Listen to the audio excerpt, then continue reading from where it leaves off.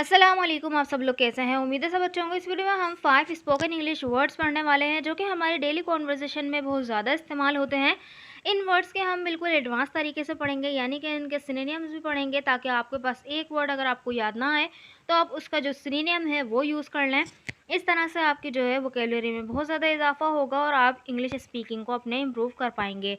देखिए, जिस तरह के वर्ड जैसे निकल जाना, रफ्तार बढ़ाना या पूरा करना या चापलूस बनना।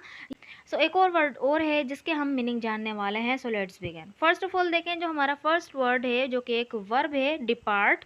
डिपार्ट मतलब चले जाना या रवाना होना या निकलना, इस तरह का सेंस है। इसकी क्योंकि एक वर्ब है तो इसकी फॉर्म्स भी होंगी, तो डिपार्ट, डिपार्टेड, डिपार्टेड। ठीक है, सेकंड और थर्ड फॉर्म होगी डिपार्टेड। इसके जो इंग्लिश मीनिंग होंगे वो क्या होंगे? Leave typically in order to start a journey, यानी कि कोई जर्नी स्टार्ट करने के लिए, कोई सफ़र स्टार्ट करने के लिए आप घर से निकलें या कहीं से भी निकलें। वो रवाना होना, चले जाना। ठीक है, और जो है डिपार्ट के सिनोनिम्स क्या होंगे? सिनोनिम्स होंगे सेट ऑफ। सेट ऑफ का यूज़ भी कर सकते हैं आप, लीव का यूज़ भी कर सकते हैं और एग्जिट का यूज़ भी कर सकते हैं। सेट ऑफ एक फ्रेजल वर्ब है, इसका मतलब भी होता है रवाना होना, सफ़र पे रवाना होना। Let's use this word in the sentences. For sentences हमें पहले ही चले जाना चाहिए था, हमें पहले ही चले जाना चाहिए था। तो चाहिए था शुड वाला सेंटेंस तो है, लेकिन ये शुड का पास्ट यानी शुड हैव के बाद वर्ब की थर्ड फॉर्म आएगी, तो वर्ब की थर्ड फॉर्म यानी डिपार्ट की थर्ड फॉर्म हो जाएगी डिपार्टेड बनेगा। We should have departed earlier. We should have departed earlier. ठीक है, अर्लियर भी बोल सकते हैं, बिफोर हैंड भी बोल सकते हैं, जो आप यूज़ करना चाहें बोल सकते हैं, नहीं पहले ही के लिए। नेक्स्ट सेंटेंस देखें। नेक्स्ट सेंटेंस है बस निकल चुकी है। बस निकल चुकी है प्रेजेंट परफेक्ट का टेंस से बनेगा the bus has departed. The bus has departed. ठीक है, नेक्स्ट सेंटेंस, मेरी फ़्लाइट कब रवाना होगी। मेरी फ़्लाइट कब रवाना होगी यानी कब निकलेगी, इस तरह का सेंस है। तो बनेगा at what time will my flight depart. At what time will my flight depart. I hope आपको डिपार्ट का यूज़ सेंटेंसेज में समझ में आ गया होगा। This sentence is for you to translate. आपकी प्रोडक्ट यहाँ से रवाना हो चुकी है। जब भी हम कोई ऑनलाइन ऑर्डर करते हैं इस तरह का हमें मैसेज आता है कि आपकी प्रोडक्ट यहाँ से रवाना हो चुकी है। तो इस सेंटेंस को बनाकर ज़रूर कमेंट बॉक्स में लिखिएगा। नेक्स्ट वर्ड पे बढ़ते हैं जो है एक्सेलरेट। एक्सेलरेट की पूरी हम तफसील में पढ़ेंगे। देखें, एक्सेलरेट भी एक वर्ब है जिसका मतलब होता है तेज़ करना या रफ्तार बढ़ाना।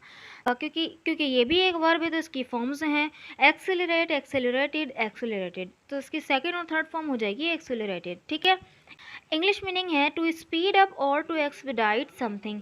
टू स्पीड अप यानी तेज़ी, रफ्तार बढ़ाना, और टू एक्सपीडाइट समथिंग यानी किसी भी चीज़ में रफ्तार बढ़ा देना, तेज़ कर देना अमल को, इस तरह का सेंस है। इसके जो सिनोनिम्स हैं सेम यही हैं, टू स्पीड अप और या एक्सपीडाइट। अब यानी इन दोनों को इस्तेमाल कर सकते हैं एक्सेलरेट की जगह। सेंटेंसेस, फरहान ने अपनी गाड़ी की रफ्तार तेज़ की और मुझसे आगे निकल गया। तो रफ्तार तेज़ की पास्ट एंड डेफिनेट का सेंटेंस है, सब्जेक्ट के बाद सेकंड वर्ब आएगी। ठीक है, वर्ब की सेकंड फॉर्म आएगी, सॉरी। एक्सेलरेट की सेकंड फॉर्म है एक्सेलरेटेड। और मुझसे आगे निकल गया, आगे निकल जाने के लिए जो है ओवरटुक का यूज़ करते हैं, ओवरटेक का। लेकिन यहाँ पे क्योंकि सेकंड फॉर्म यूज़ होगी तो ओवरटुक आएगा। बनेंगे, बोलेंगे Farhan accelerated his car and overtook me. Farhan accelerated his car and overtook me यानी मुझसे आगे निकल गया, ओवरटेक कर ली, ठीक है, उसने गाड़ी को। नेक्स्ट सेंटेंस है आपको अपने काम में तेज़ी लाना होगी, यानी उसकी रफ्तार बढ़ाना होगी, उसको तेज़ करना होगा। तो बनेगा you will have to accelerate your work. You will have to accelerate your work. तो ज़रूरी नहीं है कि सिर्फ कार चलाने के लिए, रफ्तार बढ़ाने के लिए हम यूज़ करें, बल्कि हम किसी काम को बढ़ाने के लिए भी, उसकी रफ्तार को बढ़ाने के लिए भी हम एक्सेलरेट का यूज़ कर सकते हैं, जैसे कि हमने यहाँ पे यूज़ किया है इसको। नेक्स्ट सेंटेंस है कि हमारे मुल्क को माशी तरक्की की रफ्तार तेज़ करनी चाहिए। तो यहाँ पे देखें, माशी तरक्की की रफ्तार तेज़ करनी चाहिए यानी उसको बढ़ाना चाहिए। तो बनेगा our country should accelerate the economic growth. Our country should accelerate the economic growth. इसके और सेंटेंस देखते हैं ताकि और अच्छी तरह समझ आए। जैसे इस साल महंगाई में तेज़ी आने का इम्कान है। तो महंगाई में तेज़ी आना, यहाँ पे भी एक्सेलरेट का यूज़ कर सकते हैं। बनेगा inflation is likely to accelerate this year. Inflation is likely to accelerate this year. किसी भी चीज़ के इम्कान होना, इज़ लाइकली टू का इस्तेमाल होता है। यहाँ पे मैंने इस लाइकली टू पे जो है एक तफसील से वीडियो बनाई हुई है, likely to be, likely to have. So इस पे अगर आपने नहीं वीडियो देखी तो उसका लिंक आपको डिस्क्रिप्शन बॉक्स में मिल जाएगा और कमेंट बॉक्स में भी मिल जाएगा, आप जाके वहाँ पर देख लीजिएगा। नेक्स्ट सेंटेंस देखें, काम को तेज़ करने के अलावा हमारे पास कोई चारा नहीं है। काम को तेज़ करने के अलावा हमारे पास कोई चारा नहीं है तो बनेगा we have no choice but to accelerate the work.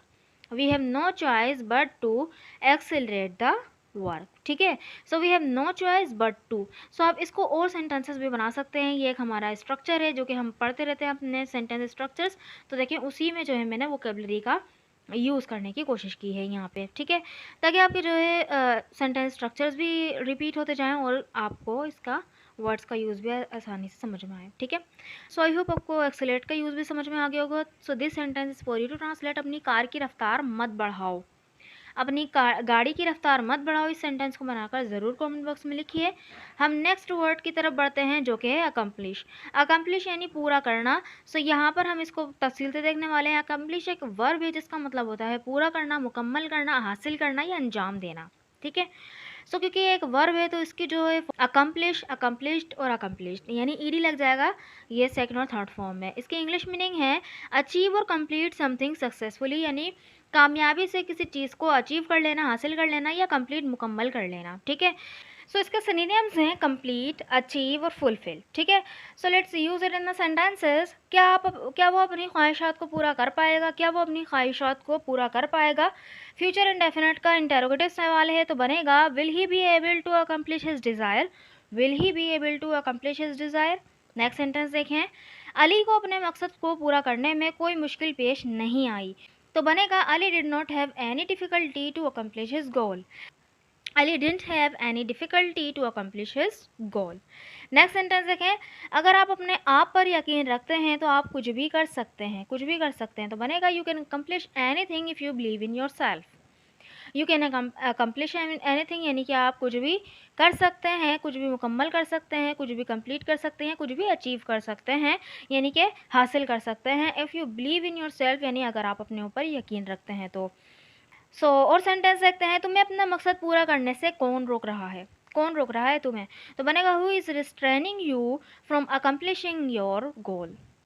Who is restraining you यानी कि तुम्हें कौन रोक रहा है फ्रॉम अकम्प्लिशिंग यानी कि पूरा करने से योर गोल, अपना मकसद। आई होप कि आपको अकम्प्लिश का यूज़ समझ में आ गया होगा। So this sentence is for you translate, मुझे मेरा मकसद पूरा करने से कोई नहीं रोक सकता। मुझे मेरा मकसद पूरा करने से कोई नहीं रोक सकता। रोकने के लिए आप रिस्ट्रेन का यूज़ कर सकते हैं या और भी बहुत से लफ्ज़ हैं आप यूज़ कर सकते हैं। इस सेंटेंस को बनाकर ज़रूर कमेंट बॉक्स में लिखिएगा। हम नेक्स्ट वर्ड की तरफ बढ़ते हैं जो कि है बैक बाइट। बैक बाइट का हम काफ़ी यूज़ करते हैं चुगलियाँ करना या गीबत करने के लिए। किस तरह देखते हैं। बैक बाइट भी एक वर्ब है, इसका मतलब होता है चुगली करना, पीछे या पीठ पीछे बुराई करना किसी की। ये भी एक वर्ब है तो इसकी सेकंड फॉर्म और थर्ड फॉर्म भी है तो backbite, backbit, backbitten. ठीक है, इसकी जो है फॉर्म्स अलग हैं तो backbite, backbit, backbitten. ठीक है, इसके जो इंग्लिश मीनिंग है वो है talk maliciously about someone who is not present. Maliciously यानी कीना से, अदावत से किसी के बारे में बात करना जो कि वो प्रेजेंट ना हो, यानी कि उसके पीछे बुराई करना, उसकी अदावत या कीना से उससे उसकी बुराई ही करेगा कोई। सिनोनिम्स हैं इसके गॉसिप, डिफेम और डिसरेप्यू। ठीक है, सेंटेंसेस वो चुगलियाँ करती रहती हैं, वो चुगलियाँ करती रहती हैं तो बनेगा शी कीप्स बैक बाइटिंग, या आप कह सकते हैं शी कीप्स गॉसिपिंग। ठीक है, इस तरह से हम यूज़ कर सकते हैं। नेक्स्ट सेंटेंस है चुगलियाँ करना उसकी आदत है। चुगलियाँ करना उसकी आदत है तो बनेगा back biting is her habit. Back biting is her habit. Next sentence, वो गीबत करने वाला शख्स है तो बनेगा he is the person who back bytes. He is the person यानी वो शख्स है जो बैक बाइट करता है, जो गीबत करता है। नेक्स्ट सेंटेंस, वो हमेशा दूसरों की गीबत करता है। वो हमेशा दूसरों की गीबत करता है बनेगा ही always back bytes other. He always back bytes others. I hope कि आपको बैक बाइट का यूज़ समझ में आ गया होगा। This sentence is for you to translate, मैं गीबत बर्दाश्त नहीं करता। मैं गीबत बर्दाश्त नहीं करता। इस सेंटेंस को बनाकर ज़रूर कमेंट बॉक्स में लिखिएगा। हम इसके नेक्स्ट और लास्ट वर्ड की तरफ बढ़ते हैं जो कि है फ्लैटरर। फ्लैटरर मीन्स एक चापलूस, यानी कि जो किसी की चापलूसी करता है, उसकी बहुत ज़्यादा तारीफ़ें करता है बिना बात। ठीक है, फ्लैटरर एक नाउन है, इसका मतलब है चापलूस या खुशामदी। इसके इंग्लिश मीनिंग है पर्सन हु लेविशेस प्रेज। लेविशेस मीन्स बहुत ज़्यादा तादाद में, प्रेज यानी तारीफ़ करना, हु ऑफन इनसिंसियरली यानी कि जो कि इनसिंसियर हो, सिंसियर ना हो यानी कि कोई सच बात ना हो, वो साइकोफेंट यानी वही खुशामदी या चापलूस को ही कहते हैं।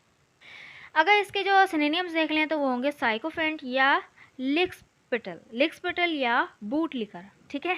बूट लिकर ज़्यादा अच्छा है, जूते चाटने वाला बूट लिकर, ठीक है। सो फ्लैटर ज़्यादा अच्छा लगता है, ये सही है। बूट लिकर तो थोड़ा सा चीप हो जाता है, ठीक।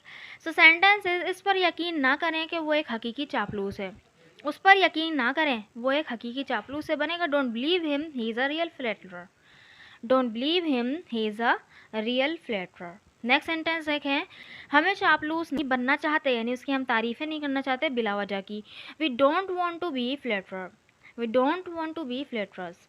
नेक्स्ट सेंटेंस, मुझे चापलूस लोग पसंद नहीं हैं, तो बनेगा I don't like flatterers, I don't like flatterers. So I hope आपको फ्लैटर का यूज़ भी समझ में आ गया होगा। So this sentence is for you to translate, तुम एक चापलूस हो, तुम एक चापलूस हो। इस सेंटेंस को बनाकर ज़रूर कमेंट बॉक्स में लिखिएगा ताकि मुझे पता चले कि आपको वीडियो समझ में आए कि नहीं। अगर वीडियो अच्छी लगी है तो चैनल को ज़रूर सब्सक्राइब भी कर दीजिएगा और वीडियो को लाइक भी कर दीजिएगा। Thank you so much.